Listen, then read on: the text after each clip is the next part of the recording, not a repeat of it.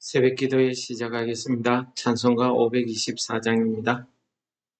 갈 길을 밝히 보이시니 주 앞에 빨리 나갑시다.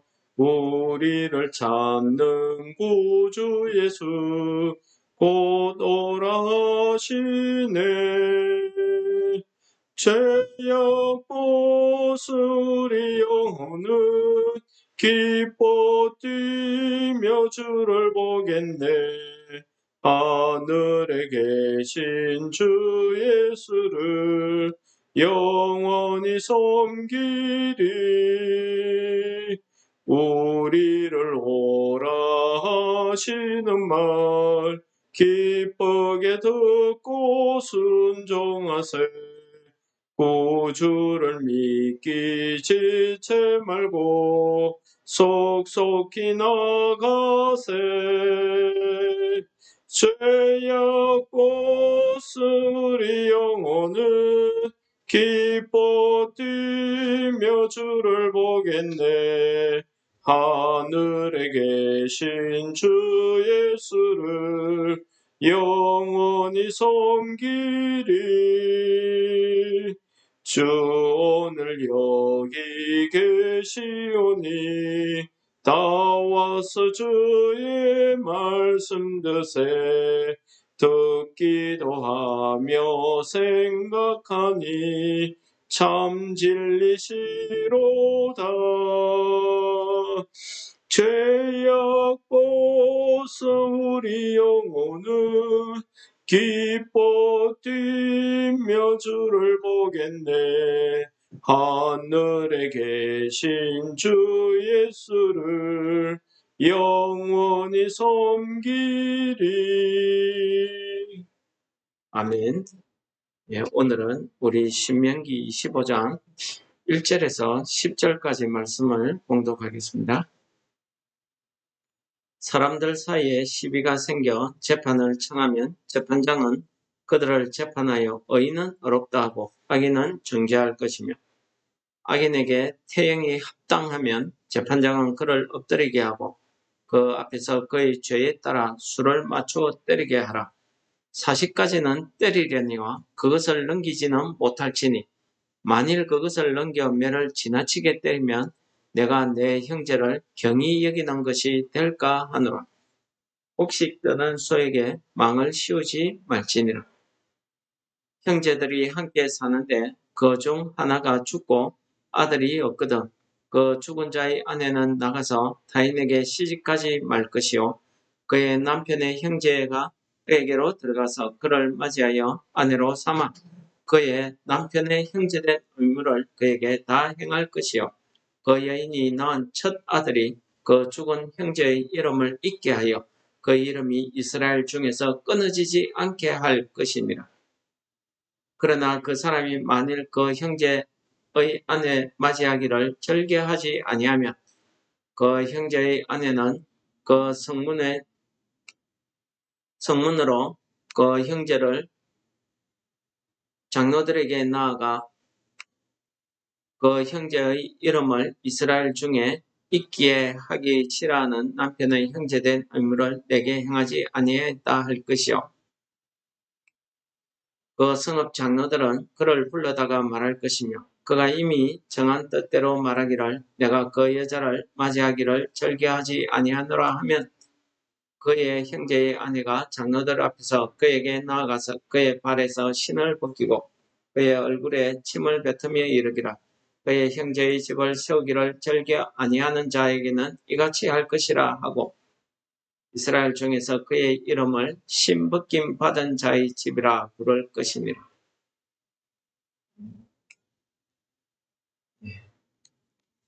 오늘 25장에 시작되어지는 내용은 24장에서 계속해서 이어지는 규례가 되겠습니다.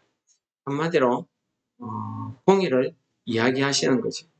우리가 재판에 있어서 정의를 실현한다는 것은 우리 사회에서는 참 어려운 것 같습니다. 하나님께서 이 이스라엘 백성에게 이러한 재판에 대한 규례를 주신 것도 마찬가지 아니겠습니까?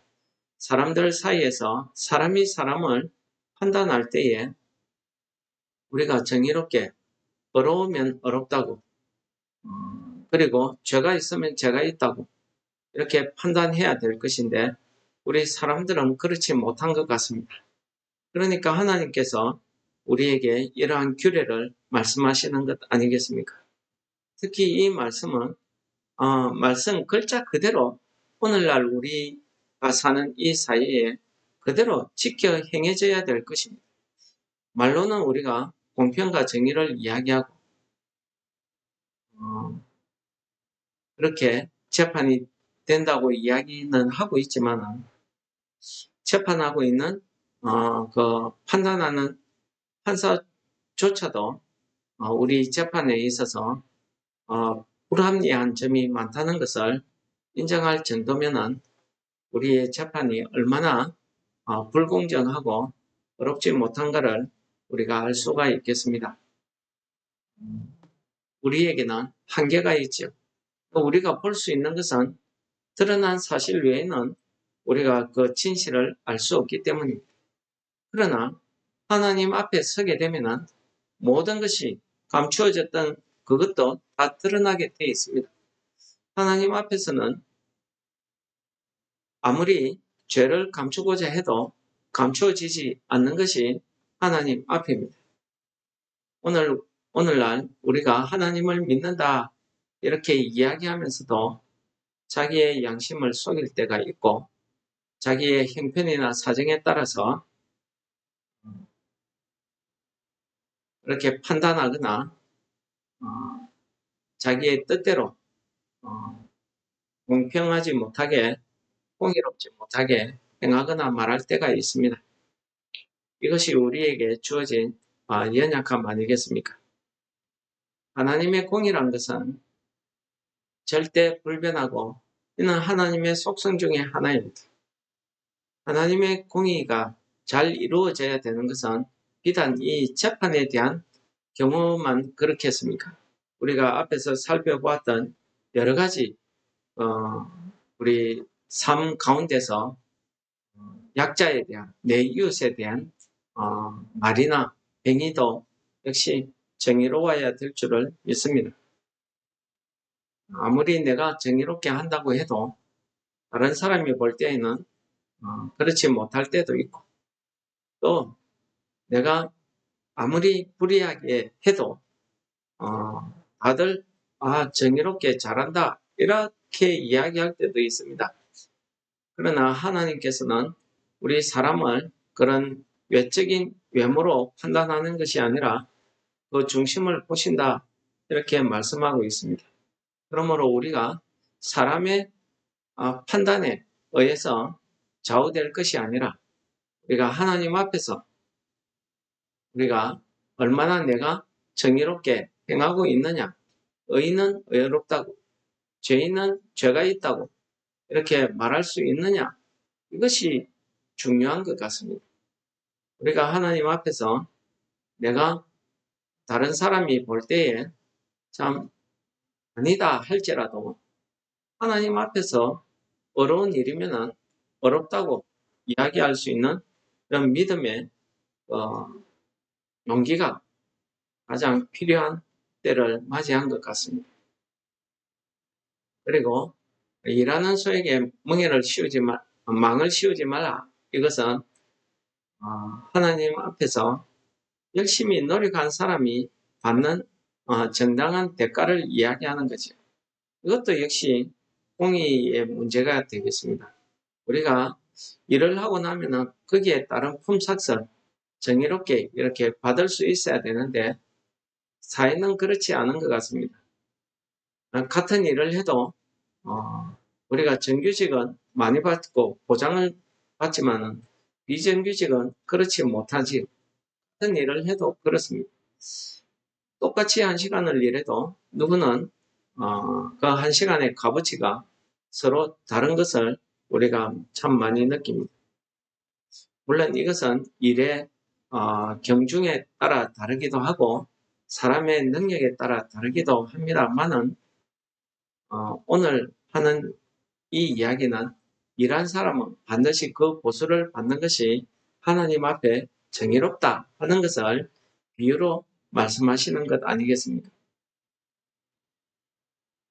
그리고 우리 5절부터 10절 마지막까지 내용은 우리가 좀 잘 이해해야 될 것 같습니다. 오늘날의 결혼 제도나 오늘날의 상식으로는 그대로 이해를 하려고 하면은 참 우리가 이해하기 힘든 부분입니다. 하나님께서 이렇게 형제된 의무를 다하라고 이렇게 말씀하시는 것은 이스라엘 백성들 중에서 구원받은 자의 이름이 끊어지지 않게 한다. 이것이 중요합니다. 그것이 이 핵심이 되겠습니다. 구원받은 자의 그 구원받은 자의 백성의 이름이 끊어진다는 것은 우리가 구원에서 떨어진다는 것을 이야기합니다. 그러므로 이 구원을 얻는 일은 나 혼자 노력한다고 해서 되어지는 것도 아니고 하나님의 은혜가 거기에 부어져야 되고 그 하나님의 은혜와 그 하나님의 역사심이 누구를 통해서 나타나겠습니까? 내 믿음의 형제, 내 사랑하는 가족, 내 이웃을 통해서 나타나는 것입니다. 그러므로 우리가 먼저 구원받은 자, 먼저 믿은 자는 우리가 반드시 하나님 앞에서 우리가 먼저 구원받았던 그 은혜에 대한 우리의 해야 될 의무가 있다는 것입니다. 그것이 무엇이겠습니까? 바로 영혼 구원의 문제지요. 전도입니다. 복음 전파입니다. 사랑의 실천입니다. 이를 통해서 내 사랑하는 가족, 내 이웃이, 내 형제가 구원을 받는 것, 또 믿음의 형제가 낙심되었을 때 그를 일으켜 세우는 이것이 우리에게 주어진 의무라는 것을 오늘 이 비유의 말씀으로 가르쳐 주시는 것입니다. 이것을 그 당시에 이스라엘 백성들의 결혼 제도에 빗대어서 말씀하신 거죠. 이 당시에 이스라엘 백성들의 결혼 제도는 한 집안에 대가 끊어지는 것을 이스라엘 백성 중에 그 사람의 이름이 끊어진다고 이렇게 본 겁니다.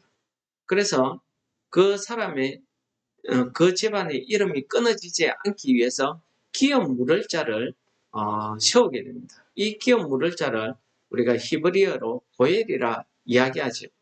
이 고엘의 제도를 통해서 그 형제, 그 집안을 이어가도록 이렇게 하는 것이 그 형제된 의무라고 오늘 본문 말씀이 이야기하고 있습니다.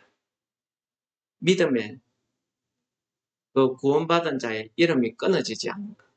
즉 우리가 하나님의 은혜로 구원을 받고 우리의 이름이 하나님의 생명책에 기록되어 있다는 것입니다. 이렇게 기록되어져 있는 하나님의 그 생명책에 내 이름이 치워지지 않기 위해서 내가 구원받기 위해서 우리의 고엘 기업 물을 자로 예수 그리스도를 우리에게 허락하셨다는 것입니다. 이것이 하나님의 은혜라는 사실을 오늘 이 제도를 통해서 우리에게 가르쳐주는 두 번째 메시지가 되겠습니다.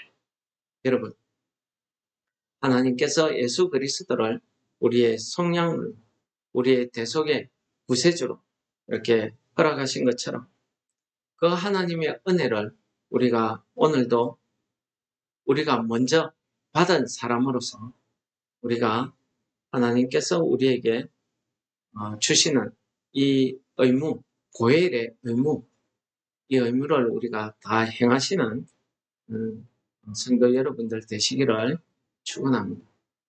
우리가 어떻게 하면 그런 의무를 행할 수 있을까요?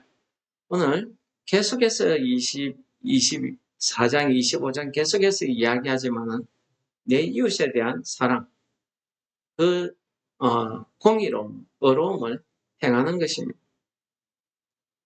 우리가 그러한 우리의 삶을 통해서 믿지 않는 우리 형제, 나의 삶을, 내 행함을 보고 예수 믿는 사람들은 이렇구나. 정말 하나님이 살아계시구나 하는 것을 깨닫고 느껴서 구원받는 길로 나아올 수 있다고 하면은 우리는 하나님 앞에 내 의무를 다했다. 이렇게 볼 수 있는 것입니다. 하나님 앞에 섰을 때 착하고 충성된 종아, 내가 작은 일에 충성하였으면 내가 많은 것으로 내게 맡기리니 내 주인의 즐거움에 참여할지어다. 이런 칭찬이 우리에게 주어지는 그런 한날 되시기를 축원합니다.